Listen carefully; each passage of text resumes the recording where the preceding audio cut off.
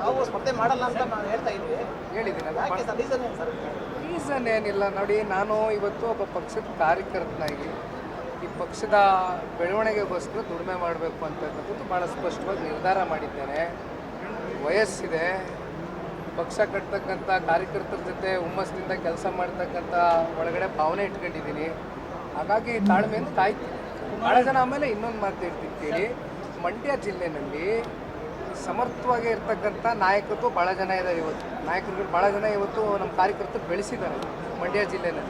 ಹಾಗಾಗಿ ಹಿರಿಯಕರಿಗೆ ಒಂದು ಅವಕಾಶ ಆಗಲಿ ಮುಂದಿನ ದಿನಗಳಲ್ಲಿ ಅಂತಕ್ಕಂಥದ್ದು ಯುವಕನಲ್ಲಿ ಒಬ್ಬ ಭಾವನೆ. ಲೋಕಸಭೆ ಸ್ಪರ್ಧೆ ಬಗ್ಗೆ ಅಧಿಕೃತ ಪಟ್ಟಿ ಬಿಡುಗಡೆ ಆದಾಗ ಗೊತ್ತಾಯ್ತದೆ.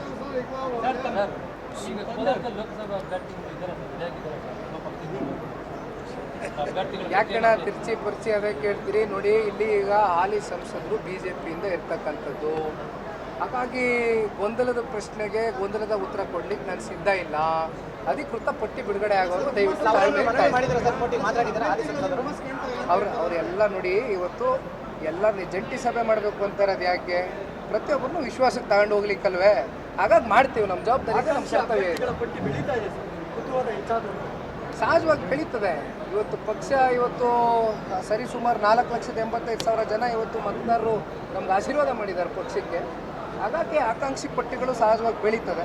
ನೋಡೋಣ ಮುಂದೆ ವರಿಷ್ಠ ರಾಷ್ಟ್ರೀಯ ನಾಯಕರು ಏನು ತೀರ್ಮಾನ ಮಾಡ್ತಾರೆ. ನನಗೆ ತಿಳಿದ ಮಟ್ಟಕ್ಕೆ ದೇವೇಗೌಡರು ಚುನಾವಣಾ ರಾಜಕಾರಣದಲ್ಲಿ ಸ್ಪರ್ಧೆ ಮಾಡ್ತಕ್ಕಂಥದ್ದು ಸದ್ಯದ ಮಟ್ಟಕ್ಕೆ ತೀರ್ಮಾನ ಮಾಡಿಲ್ಲ ಅಂತಕ್ಕಂಥದ್ದು ನನ್ನ ಒಂದು ಒಪಿನಿಯನ್. ಹಾಸನ ಕ್ಷೇತ್ರದಿಂದ ಸ್ಪರ್ಧೆ ಮಾಡಬೇಕು ಅಂತ ಬರ್ತಾ ಇದೆ ಅಂತ ನೋಡೋಣ, ಅದು ದೊಡ್ಡ ಸಾಹೇಬ್ರಿಗೆ ಬಿಟ್ಟಿರ್ತಕ್ಕಂಥದ್ದು. ಮತ್ತೆ ಏನಾದ್ರು ವಾಪಸ್ ಆಗ್ತಾರೆ ಕ್ಷೇತ್ರಕ್ಕೆ? ನೋಡೋಣ, ಕಾದು ನೋಡೋಣ. ನನ್ನ ತಾಳ್ಮೆಯಿಂದ ಇನ್ನೇನು ಕೆಲವು ದಿನಗಳು ಮತ್ತೆ ಅಲ್ಲೇ ಬರ್ತೀಯಲ್ಲಣ್ಣ. ಅವಾಗಿಂದ ಅದೇ ಉತ್ತರ ಕೊಟ್ಟಿದ್ದೀನಿ.